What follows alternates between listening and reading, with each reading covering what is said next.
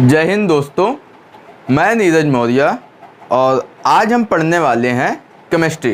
Chemistry में हम पढ़ेंगे मेटल और नॉन मेटल। केमिस्ट्री में जितने भी प्रीवियस वीडियो आए हैं उनमें हमने अम्ल, क्षार एवं लवण ये तीनों टॉपिक को डिटेल में डिस्कस किया है, तो आप प्लेलिस्ट में जाकर उन्हें वहां से विजिट कर सकते हैं। एक टॉपिक जो मोस्ट इम्पॉर्टेंट टॉपिक होता है किसी भी कॉम्पिटिटिव एग्ज़ाम में केमिस्ट्री से, वो होता है एसिड, बेस एंड सॉल्ट। वो हम डिस्कस कर चुके। अब एक नेक्स्ट इम्पॉर्टेंट टॉपिक होता है मेटल एंड नॉन मेटल। इसमें हम क्या क्या पढ़ने वाले हैं, तो मेटल्स की क्या क्या क्वालिटीज़ होती हैं, नॉन मेटल की क्या क्वालिटीज़ होती हैं, जो इम्पॉर्टेंट मेटल्स हैं उनसे जितने भी क्वेश्चंस आज तक कॉम्पिटिटिव एग्ज़ाम में बने हैं और आगे फ्यूचर में बनने के चांसेस हैं, वो हम सारे यहाँ पर डिस्कस करेंगे, मेटल के भी और नॉन मेटल के। इसके समथिंग 5-6 और मोर देन भी हो सकते हैं वीडियोस, काफ़ी लंबा क्योंकि टॉपिक और छोटे छोटे वीडियोस में ही टॉपिक आएंगे जिससे आपको ईजिली सारी चीज़ें क्लियर हो सकें। तो चलिए शुरू करते हैं मेटल एंड नॉन मेटल। सबसे पहले हम बात करते हैं मेटल की। क्या होता है मेटल, इसकी क्या क्या क्वालिटीज़ हैं, वो सारी चीज़ें हम देखेंगे। एक्चुअली मेटल क्या होता है, तो मेटल जो होता है, जब आपने पढ़ा होगा केमिस्ट्री पे कि कोई भी एलिमेंट होता है तो वो अपने आप को बैलेंस करने के लिए, स्टेबल करने के लिए या तो वो इलेक्ट्रॉन लेता है या तो वो इलेक्ट्रॉन देता है। जो कोई एलिमेंट इलेक्ट्रॉन देगा उसे हम पॉजिटिव चार्ज कहेंगे, जो इलेक्ट्रॉन लेता है उसे हम नेगेटिव चार्ज कहते हैं। तो जो धातु होती है वो इलेक्ट्रॉन देगी, ठीक है। इसका क्योंकि जो आउटर शेल होता है, जो इसके बैलेंस शेल होता है, वहाँ पे इसमें इलेक्ट्रॉन थोड़े से ज़्यादा होते हैं। जो अष्टक होता है, अष्टक को इंग्लिश में ऑक्टेन कहते हैं। ऑक्टेन कम फुलफिल करने के लिए ये इलेक्ट्रॉन देगा।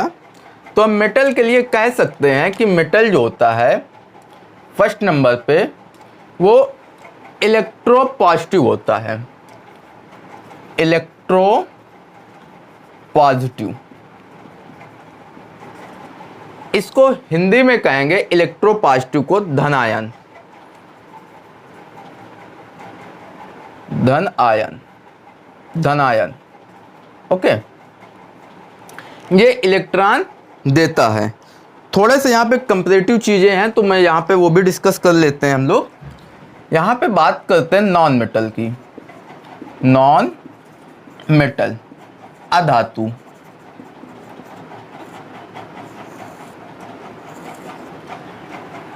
अब सिंपल सा चीज़ है यहाँ पे कि अगर ये जो मेटल है वो इलेक्ट्रो पॉजिटिव है, धन आयन क्रिएट करती है, तो इसका मतलब जो नॉन मेटल होगी वो इलेक्ट्रो निगेटिव होगी, इलेक्ट्रो निगेटिव। कहने का सेंस ये है कि ये जो है ऋणायन होगी, ऋणायन। ये इलेक्ट्रॉन को अधातु एक्सेप्ट करेगी, ना कि देगी, ठीक है।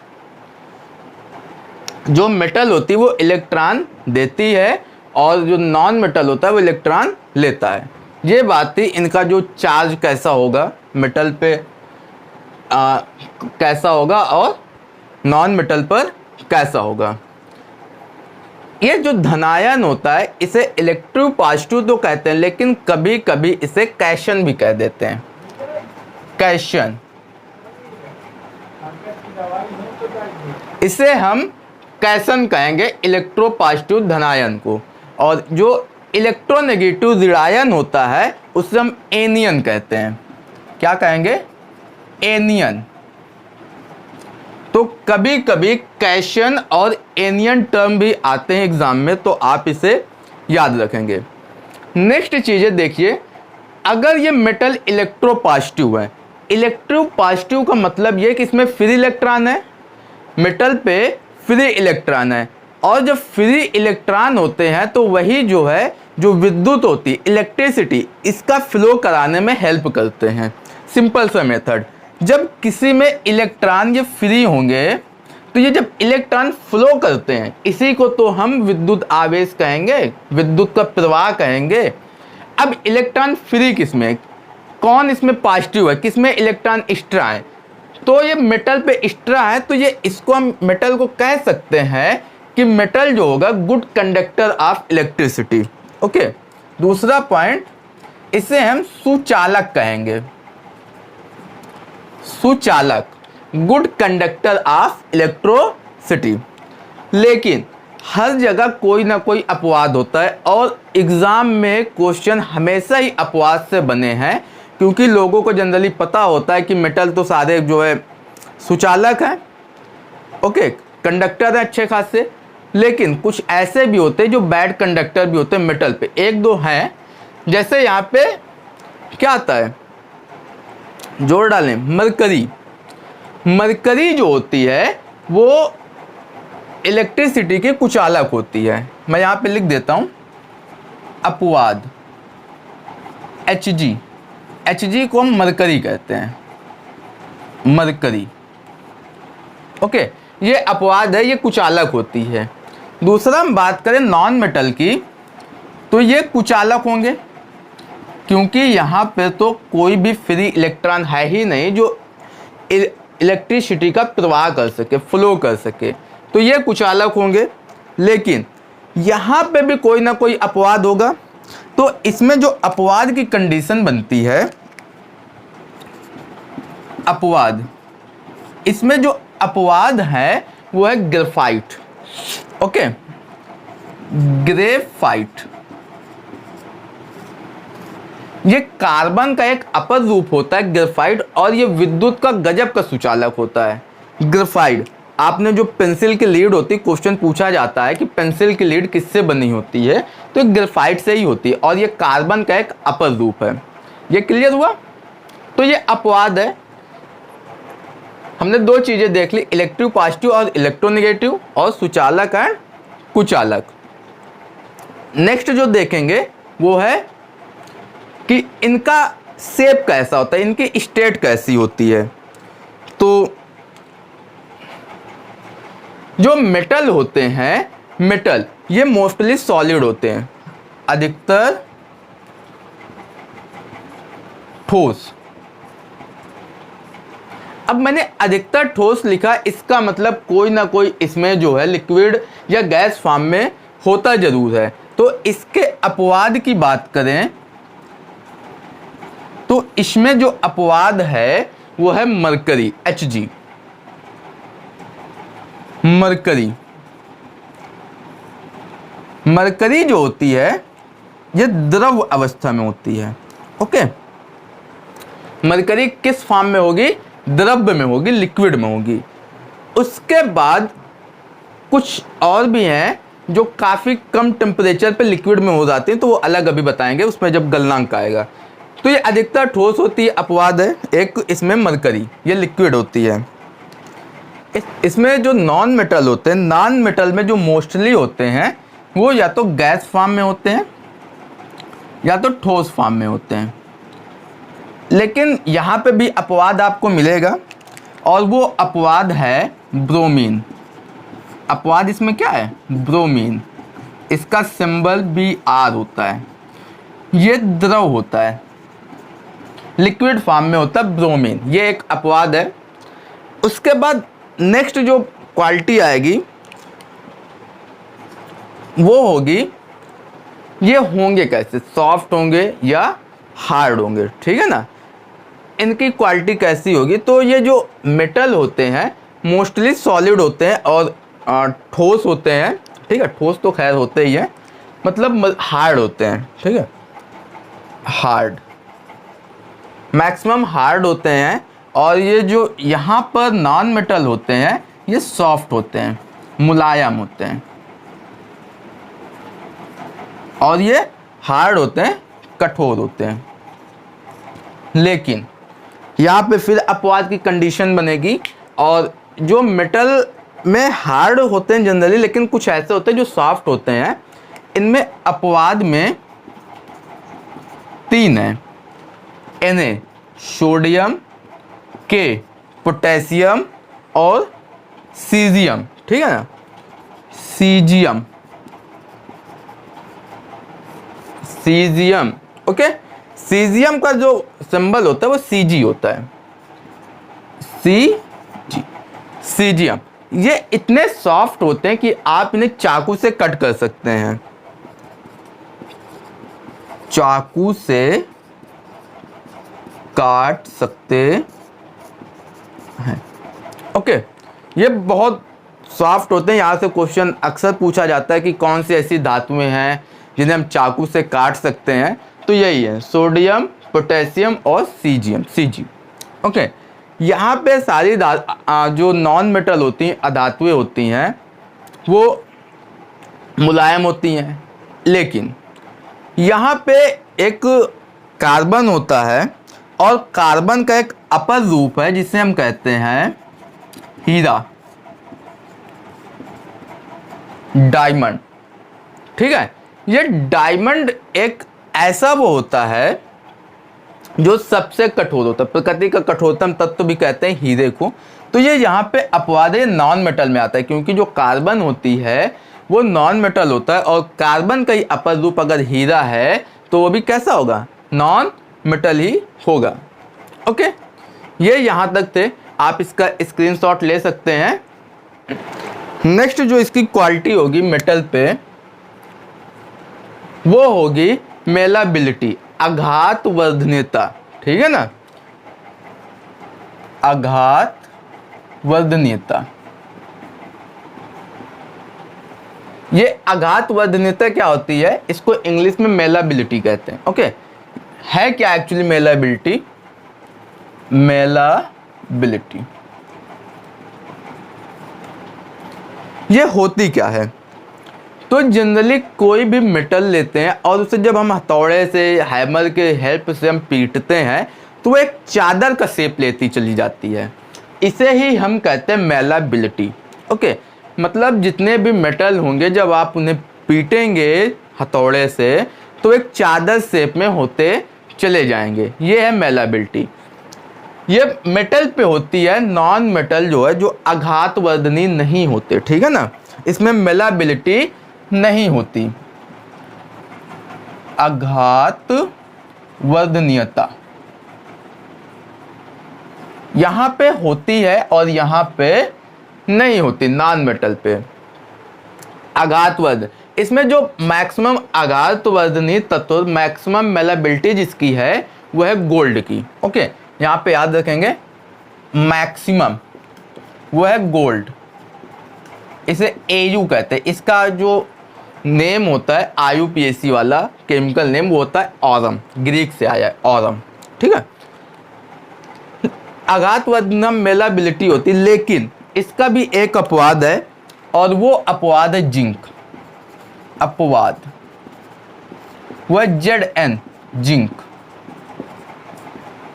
जिंक क्या होता है, ये भंगुर होता है। भंगुर ऐसे एलिमेंट होते हैं जब आप इन्हें हैमर से पीटते हो तो ये टूट जाए, छोटे छोटे टुकड़ों में बिखर जाए, तो उसमें जिंक आ जाता है, ठीक है। तो यहाँ पे एक अपवाद था, खैर इसमें कोई अपवाद नहीं है फिलहाल। आघात वर्धनीयता हो गई। नेक्स्ट होती है 6 नंबर पे तन्यता। तन्यता डक्टिलिटी कहते हैं, ठीक है, डक्टिलिटी। तन्यता क्या कहते हैं, जो मेटल होती है उन्हें जब आप खींचते हो तो एक तार शेप, वायर शेप ले लेती है, तो उसे हम कहते हैं तन्यता।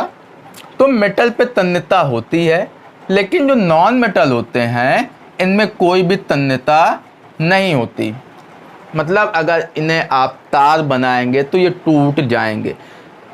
इन्हीं 2 गुणों के कारण यहाँ पे क्वेश्चन पूछा जाता है कि कौन से 2 गुणों के कारण जो मेटल होता है उनका यूज बर्तन या कोई भी वेसल्स बनाने में होता है। तो इनमें 2 चीज़ होती है, एक होती है मेलाबिलिटी और दूसरा होती है तन्यता, डक्टिलिटी। इनके वजह से होता है क्योंकि जब आप उसे पीटोगे तो एक नया शेप ले लेगा, सीट शेप, और जब खींचोगे तो एक डोरी बन जाएगी, रस्सी बन जाएगी, तो ये तन्यता होती है। तभी इनको जो है वेसल्स बनाने में यूज करते हैं। अब मैक्सिमम डक्टिलिटी किसमें होती है, ये भी क्वेश्चन पूछा गया है कि मैक्सिमम अधिकतम तन्य धातु कौन सी है। तो जो मैक्सिमम की बात करें वो यहाँ पे Au है, गोल्ड। Okay, gold. इसकी तन्यता इस बात से आप चेक कर सकते हैं कि अगर 1 ग्राम गोल्ड है तो उससे आप 2 किलोमीटर लंबी वायर बना सकते हैं। अब आप समझ सकते हैं कि कितना वो डक्टाइल है कि 1 ग्राम सोने से आप 2 किलोमीटर लंबा वायर इजीली बना सकें। ये तन्यता थी। इसके बाद आता है इसमें चमक। चमक होती है या नहीं, चमक को कहते हैं मेटेलिक लॉस्चर। ओके, मेटेलिक लॉस्चर, चमक, धात्विक चमक। ये 7 नंबर का पॉइंट होगा, चमक। और यहां पे भी चमक, दोनों में कंपैरिजन करना है। तो जो मेटल होते हैं इनमें चमक होती है और जो नॉन मेटल होते हैं इनमें चमक नहीं होती। लेकिन यहाँ पे एक अपवाद है फिर से चमक के मामले में, और वो है आयोडीन। ओके, आयोडीन में चमक होती है, हीरे में भी चमक होती है, वो भी कार्बन का प्ररूप है। आप देखते हैं कितना गजब चमकता है, उसी के लिए तो उसको ज्वेलरी में यूज करते हैं, चमक के ही रीजन से। ओके, तो ये हो गया चमक। उसके बाद जो आता है वो क्या आएगा, ये जो है ऊष्मा के सुचालक होंगे या कुचालक होंगे, इस पे बात करते हैं। 8 नंबर पे ऊष्मा, ये सुचालक होते हैं मेटल, क्योंकि इनमें फ्री इलेक्ट्रॉन होता है, और ये जो होते हैं नॉन मेटल ये कुचालक होते हैं, ऊष्मा कुचालक। ओके, ये ऊष्मा के कुचालक होते हैं नॉन मेटल। यहां तक क्लियर हुआ। ये ऊष्मा के सुचालक होते हैं मेटल, लेकिन इसमें एक फिर गजब का चीज है, अपवाद, और वो है कांच, पीबी, लेड। ओके, और ऊष्मा के ये कुचालक होते हैं नॉन मेटल। ओके, जो नॉन मेटल होते हैं ये ऊष्मा के कुचालक होते हैं। यहां तक क्लियर। ये मेटल और नॉन मेटल, इसमें और भी कुछ चीजें आती हैं, वो भी हम डिस्कस कर लें एक बार में। गलनांक, जो मेटल होती है इनका गलनांक कैसा होता है, तो इनका जो गलनांक होता है मेटल का वो मोस्टली ज़्यादा होता है। ठीक है, मैंने ऊपर को अप एरो दिया, मतलब इनका गलनांक ज़्यादा होता है। और नॉन मेटल की बात करें तो इनका जो गलनांक होता है वो थोड़ा कम होता है, क्योंकि ये सॉफ्ट होती हैं। लेकिन यहाँ पे मेटल पे आप याद रखेंगे सीजियम, अपवाद है यहाँ पे, कौन सा है, सीजियम, सीजियम। और एक और होता है गैलियम। ठीक है, गैलियम, ये इनका जो गलनांक होता है वो काफ़ी कम होता है। एक क्वेश्चन अक्सर एग्जाम में पूछा जाता है कि कौन सी ऐसी धातु है जिसे आप हथेली पे रखते हो तो पिघलने लगती है, तो सीजियम है। ठीक है, मैं यहाँ पे लिख देता हूँ, हथेली में रखने पर पिघलती है। ओके, तो सीजियम और गैलियम ये इनका गलनांक कम होता है, और सीजियम ऐसा मेटल है जिसे आप हथेली पे रखते हो तो ये पिघलने लगता है। यहाँ से क्वेश्चन बना है। अब नॉन मेटल पे बात करें तो नॉन मेटल का गलनांक मोस्टली कम होता है, लेकिन यहाँ पे एक अपवाद है, एक्सेप्शन है, और वो है हीरे का, हीरा। ओके, यहाँ पे एक ही एक्सेप्शन है, वो भी गजब का एक्सेप्शन है, हीरा। इसका गलनांक काफ़ी हाई होता है। ठीक है ना, इसका गलनांक कैसा होता है, काफ़ी हाई होता है हीरे का। और वो कितना होता है, तो लगभग ये जो है 4400 डिग्री सेल्सियस पे जाता है हीरे का जो गलनांक होता है। ओके, ये थी चमक और ये सारी चीज़ें। एक ये बाकी चीज़ें सही है, तो गलनांक आप समझ गए। गलनांक मोस्टली नॉन मेटल का कम होता है, लेकिन इसमें एक अपवाद है जिसे हम हीरा कहेंगे। ओके, हीरा यहाँ पे एक अपवाद है क्योंकि इसका जो गलनांक होता है वो काफ़ी ज़्यादा होता है। आप इसका स्क्रीनशॉट ले लीजिए। नेक्स्ट जो बात करते हैं मेटल और नॉन मेटल की, ये है जल से अभिक्रिया। मेटल जल से अभिक्रिया कैसे करते हैं और नॉन मेटल कैसे करते हैं। जल से क्रिया, ये ऑक्साइड बनाते हैं। क्या बनाते हैं? ऑक्साइड। जो मेटल होते हैं वो जल से क्रिया करके ऑक्साइड बनाते हैं, और जो नॉन मेटल होते हैं ये जल से अभिक्रिया तो करते लेकिन ये ऑक्साइड नहीं बनाते। ठीक है, ये ऑक्साइड नहीं बनाते। और ये जो धातु ऑक्साइड होता है, धातु ऑक्साइड, अगर इसकी प्रकृति की बात करें तो ये क्षारीय होती है। कैसी होती है? क्षारीय प्रकृति। धातु ऑक्साइड की जो प्रकृति होती है क्षारीय प्रकृति होती है, लेकिन यहाँ पे कुछ अपवाद हैं जो कि अम्लीय प्रकृति के ऑक्साइड क्रिएट करते हैं, और उसमें है Al2O3, aluminium oxide. Okay, aluminium oxide ये जो है अम्लीय प्रकृति का जो है अम्लीय प्रकृति का ऑक्साइड बनाता है। और एक है ZnO, जिंक ऑक्साइड। एक्चुअली ये अम्लीय क्या, ये दोनों होते हैं, ये उभयधर्मी होते हैं, उभयधर्मी ऑक्साइड, उभयधर्मी ऑक्साइड। उभयधर्मी ऑक्साइड से सेंस ये है कि ये अम्लीय भी होता है और क्षारीय भी होता है।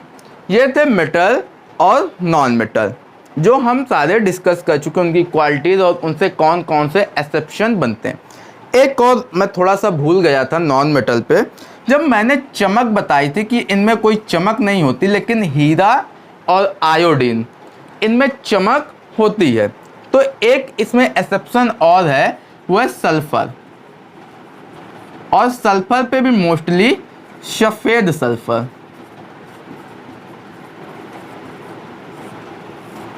सफ़ेद सल्फर, इसे हम वाइट सल्फर भी कहते हैं। ठीक है, अब ये वाइट सल्फर है क्या, एक्चुअली देख लेते थोड़ा सा। ये प्रकाश में प्रकाश देता है, प्रकाश में प्रकाश देता है। इसका क्या सेंस है कि प्रकाश में प्रकाश देता है? कहने का सेंस ये है, सफ़ेद सल्फर पे जब लाइट पड़ती है तो ये लाइट को इमिट करता है, ठीक है ना, उत्सर्जित करता है सफ़ेद सल्फर। सफ़ेद सल्फर ये हड्डियों में पाया जाता है, हड्डियों में। ओके, ये हड्डियों में पाया जाता है। इसे कब्रिस्तान की आग भी कहते हैं, फायर ऑफ ग्रेवयार्ड। ठीक है, नाम, इसे कब्रिस्तान की आग, ठीक है, या इंग्लिश में बात करें तो फायर ऑफ ग्रेवयार्ड कहते हैं। रीज़न क्या है इसका, ये देखिए, कब्रिस्तान में जनरली कहीं ना कहीं से हड्डी जरूर आती है, पड़ी होती बाहर। जब पूर्णिमा की रात होती है तो फुल लाइट मून होता है, एकदम फुल चमक का चंद्रमा होता है, और जब लाइट पड़ती है सल्फर हड्डी पे तो एक चमकता है, तो लोग कहते हैं भूत आ गया। तो ऐसा कुछ नहीं है, ये हड्डी में सफ़ेद सल्फर होने की वजह से वो चमकता है। इस कारण सफ़ेद सल्फर को कब्रिस्तान की आग कहते हैं, फायर ऑफ ग्रेवयार्ड। ठीक है, और जुगनू, फायर फ्लाई आपने देखा होगा तो वो भी जलता है, तो उसमें भी सफ़ेद सल्फर ही होता है। फायर फ्लाई पे उसका ऑक्सीडेशन होता है। ठीक है, मैं यहाँ पे लिख देता हूँ, जुगनू में ऑक्सीकरण होने के कारण सफेद सल्फर में चमक होती है। ओके, सफेद सल्फर में चमक होती है। तो आज सफेद सल्फर क्लियर हुआ। ये मेटल और नॉन मेटल की कुछ क्वालिटीज़ थी। अब जो नेक्स्ट टॉपिक आएंगे, नेक्स्ट वीडियोस आएंगे, उनमें हम एक एक मेटल को डिस्कस करेंगे पूरा डिटेल में। ठीक है, मेटल क्या है, उसके एटॉमिक नंबर, एटॉमिक मास, उससे कौन कौन से यूजेस हैं, ठीक है, उससे कितने भी क्वेश्चन बन सकते हैं, उसके कौन कौन से कंपाउंड क्रिएट होंगे, उन कंपाउंड का क्या यूजेस होगा, वो हम सारी चीज़ें नेक्स्ट वीडियो पे डिस्कस करेंगे। तो जो नेक्स्ट वीडियो होगा नॉन मेटल और मेटल से रिलेटेड, उसमें हम सोडियम डिस्कस करेंगे। ठीक है, पहला वीडियो उसमें सोडियम होगा। अगर आपको सेशन अच्छा लगता है तो आप दोस्तों के साथ शेयर कीजिए और चैनल को सपोर्ट कीजिए। आपका कोई भी अगर सुझाव है, कोई किसी भी तरह का कोई टॉपिक को लेकर या कोई भी एनीथिंग, तो आप कमेंट बॉक्स में पिन अप कर सकते हैं उसे। तो आप चैनल पे बने रहें और सपोर्ट कीजिए। Okay, thank you.